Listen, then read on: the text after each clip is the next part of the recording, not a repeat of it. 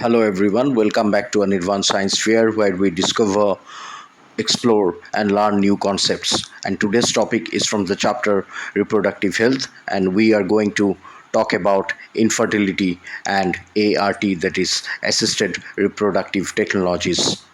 Well, let us first try and understand infertility. Infertility is medically defined as the inability to achieve a successful pregnancy after 12 months or more of regular, unprotected sexual intercourse. For individuals or partners aged 35 or older, this diagnostic window is typically shortened to 6 months due to natural decline in ovarian reserve. Well, let us now look into the common causes of infertility. Statistically speaking, infertility factors are evenly distributed. About one-third of cases are due to female reproductive factors, one-third due to male reproductive factors, and the remaining third due to a combination of both partners or completely unexplained causes. Well, infertility is classified into two types. Primary infertility, when an individual or couple has never achieved a pregnancy, and secondary infertility, when a pregnancy has been achieved at least once in the past, but the individual or couple is currently experiencing difficulty conceiving again. Well, let us now try and understand the comparative factors responsible for infertility in both females and males. The factors include biological and medical causes and lifestyle and environmental factors.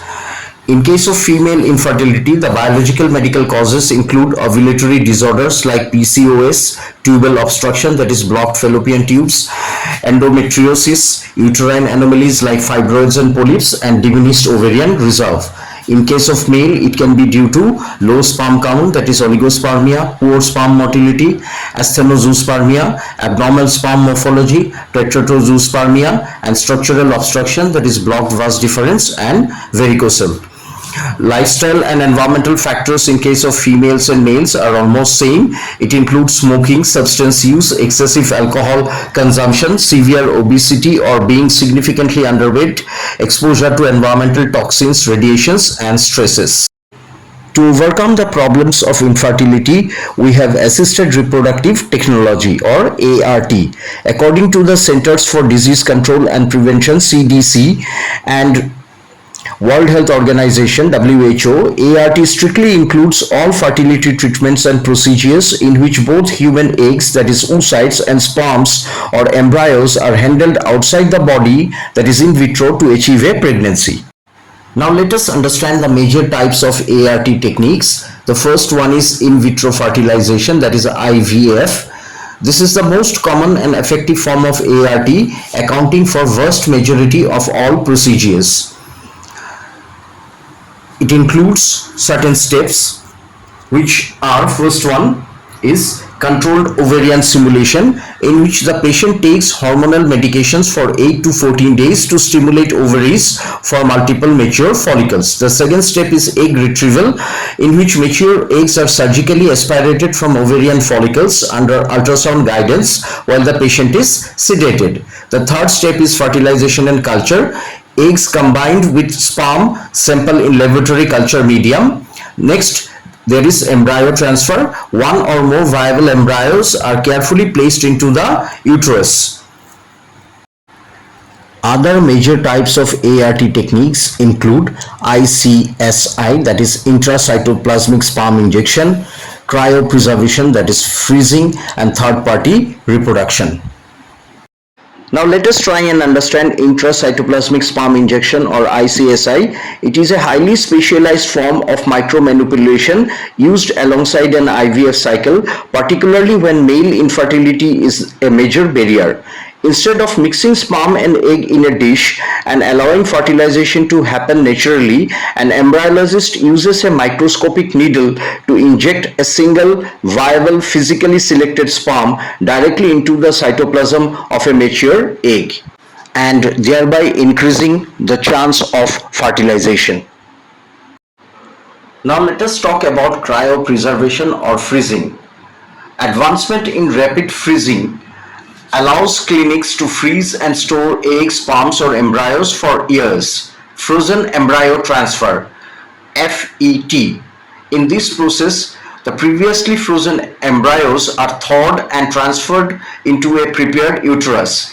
FET has become incredibly common because it allows the patient's body to recover from the intense hormonal spikes of ovarian stimulation before attempting implantation. However, freezing eggs or sperms prior to undergoing medical treatments can cause infertility like chemotherapy or to delay childbearing due to age. The next type of ART method is third-party reproduction. When biological barriers cannot be bypassed using a couple's own gametes, third-party options provide a viable pathway. Here, the gametes are taken from the donors, that is utilizing donor egg or utilizing donor sperm or utilizing donor embryos. Gestational surrogacy. This is also another way. Here what is done is that create embryo using intended parents or donors' genetic material. Then the embryo is transferred into the uterus of the gestational carrier, and carrier carries pregnancy to term. The carrier has no genetic link to the child. Next we come to another two methods of ART, that is gift gamete intrafallopian transfer and ZIFT, that is zygote intrafallopian transfer. These two are advanced alternative ART methods using laparoscopy, contrasting with the traditional IVF. In case of gift, that is gamete intrafallopian transfer, oocyte and sperms are retrieved, then the mixture is made and it is loaded into a catheter, and catheter is introduced laparoscopically to the fallopian tube, and the gamete is deposited for natural fertilization. In case of ZIFT or zygote intrafallopian transfer, there is laboratory fertilization of the gametes, which leads to the formation of zygote, and then the zygote is loaded into the catheter and introduced laparoscopically into the fallopian tube, and it is left there for development and implantation. So with this we come to the end of this beautiful lecture. I hope you all have understood the concept of infertility and ART. We will meet again in the next lecture with another topic from the same chapter. Thank you for watching. If you enjoyed this deep dive into biology, do not forget to subscribe, share and follow my channel. See you in the next lecture.